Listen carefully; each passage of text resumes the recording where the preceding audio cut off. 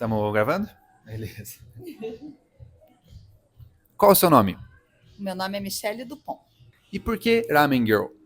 Então, tem uma história bem bacana sobre Ramengel. Quem deu esse apelido foi o Joe Takahashi, que é assim, uma pessoa maior do Brasil, na minha opinião, relacionada à cultura e cultura gastronômica japonesa também, né? Que é muito importante.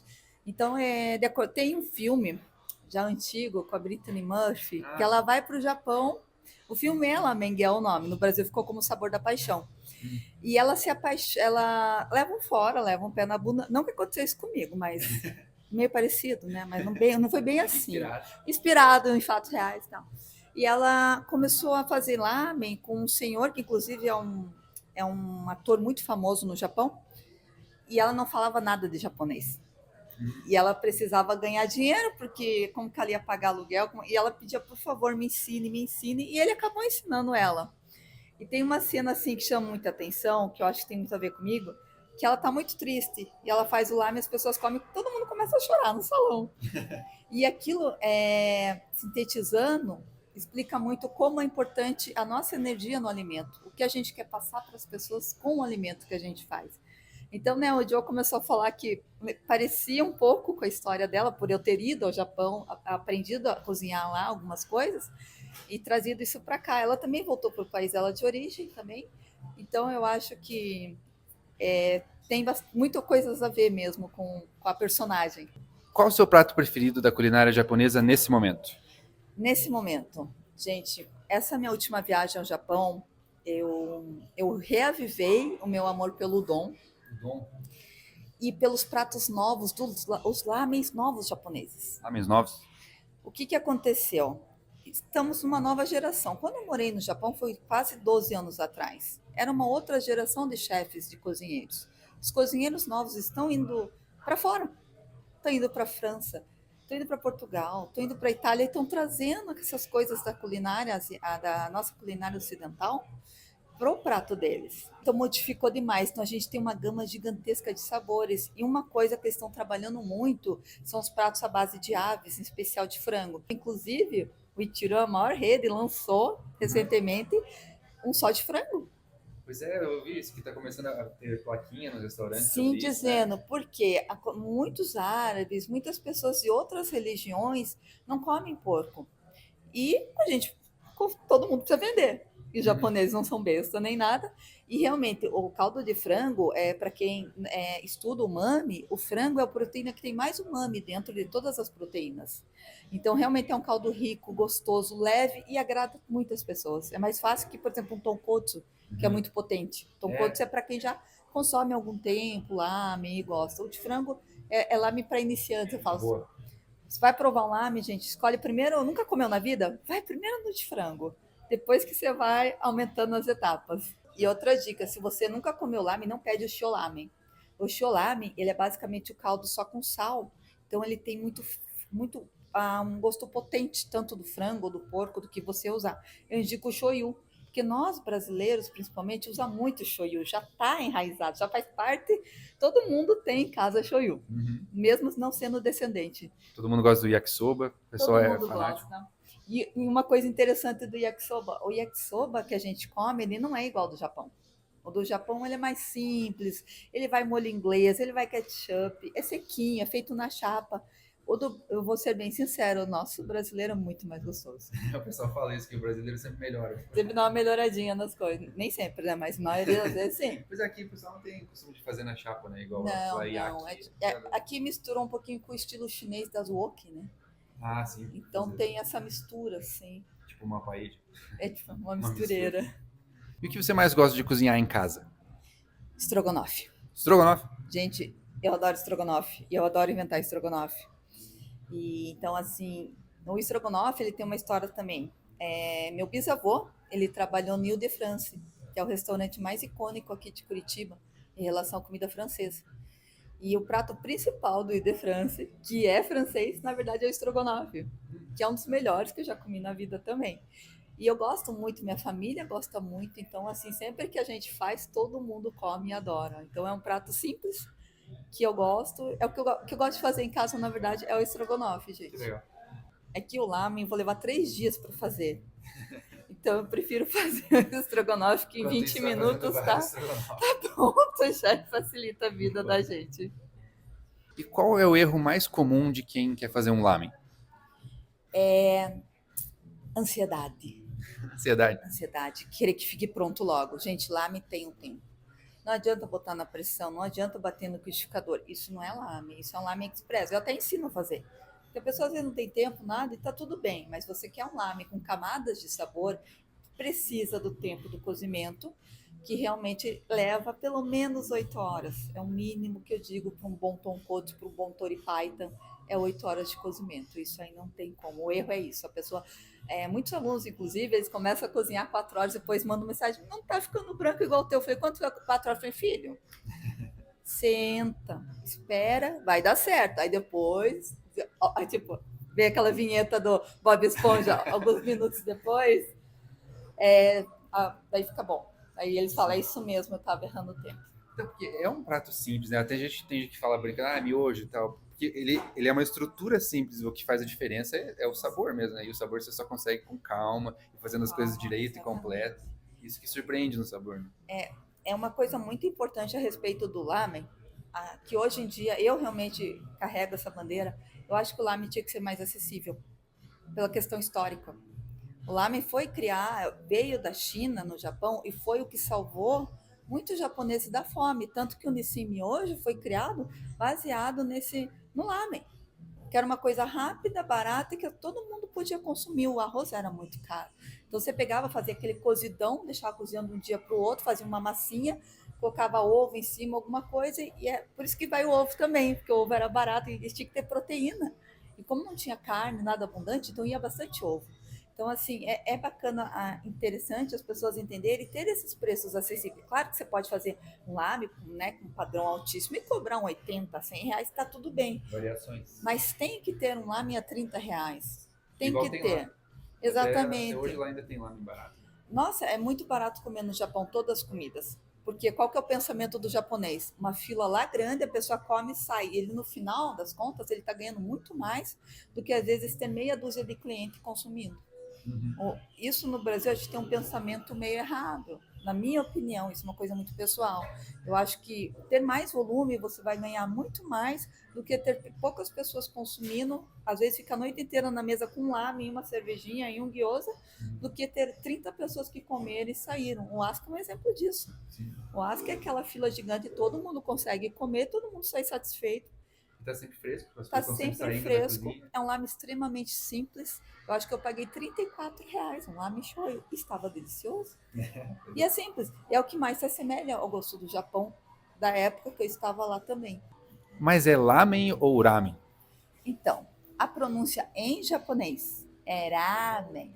É bem Ramen. puxado mesmo, se estivesse ali separando o azinho pro Tem M. até o tracinho, né? Sim, Que é pra- ramen. Então o A fica duas vezes.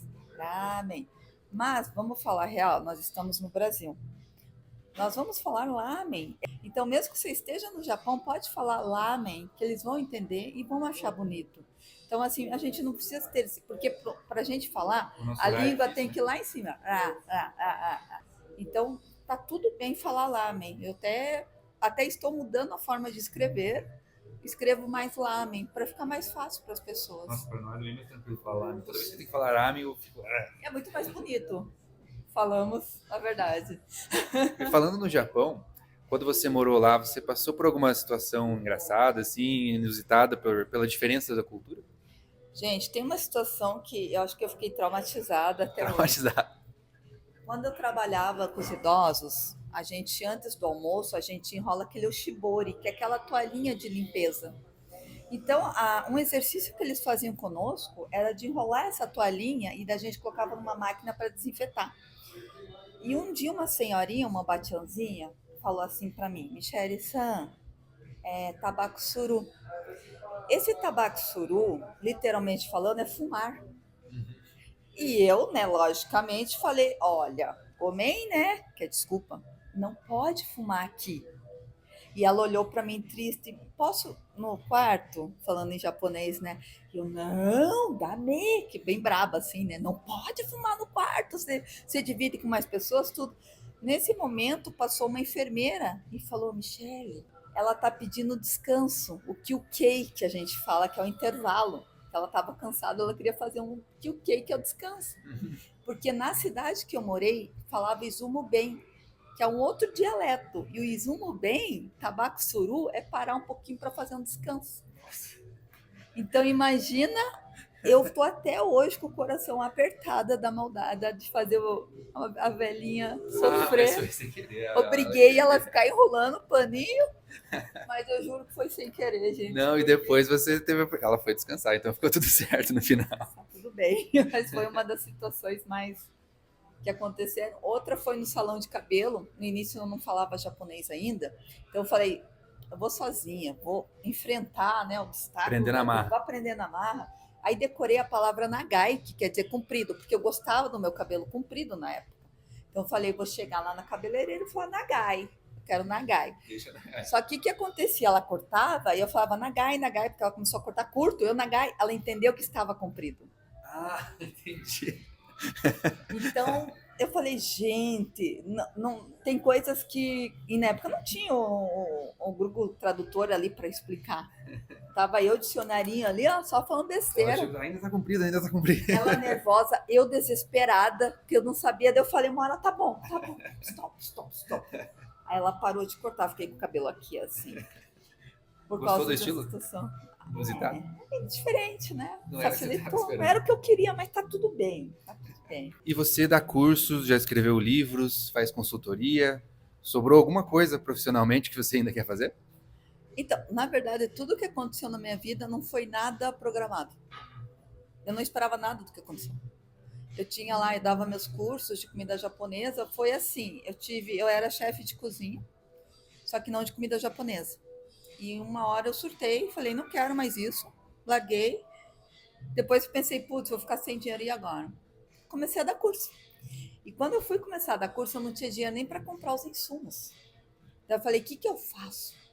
Aí eu fui lá e comecei a conversar com amigos e falei, gente, vocês se importam de pagar uma parte antes? Para mim pagar o lugar, pagar auxiliar, pagar os insumos e tal. E a pessoa, não, sem problema nenhum. Então comecei a fazer isso. Até hoje eu faço isso. Eu cobro uma parte antes e o restante, né, no dia do curso. E faz 7 anos já isso. Então eu comecei a dar esses cursos. E também foi muito das pessoas falarem, ai, Mi, você faz comida japonesa, faz igual aquela que você fez pra gente no Japão, que a gente via as fotos no Japão. E daí comecei a dar esses cursos. Então, baseado nos cursos que eu fiz, eu comecei a juntar muita apostila, muita coisa. Baseado nisso, eu criei um livro de lamen, que foi o primeiro livro do Brasil sobre lamen. Ali tem algumas receitas, tem um pouquinho da história do lamen, um pouquinho da minha história.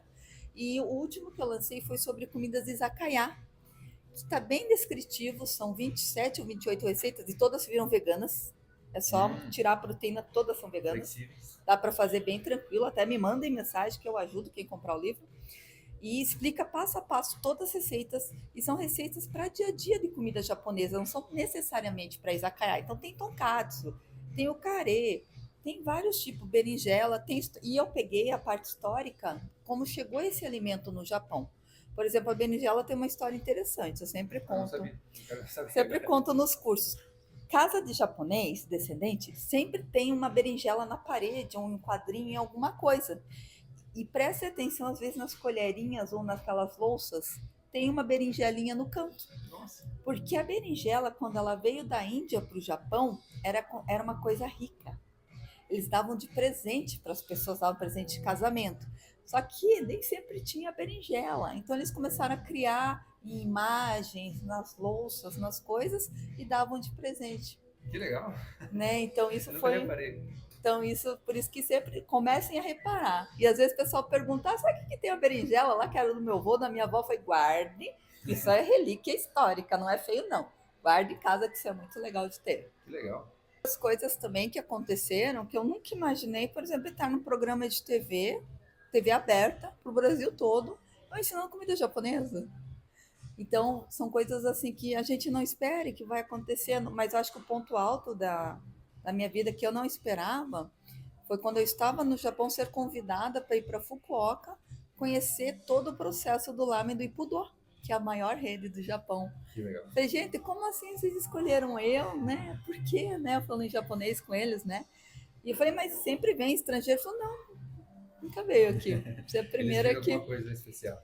Porque eles gostaram muito do trabalho que eu faço no Brasil, dessa abertura de explicar para as pessoas.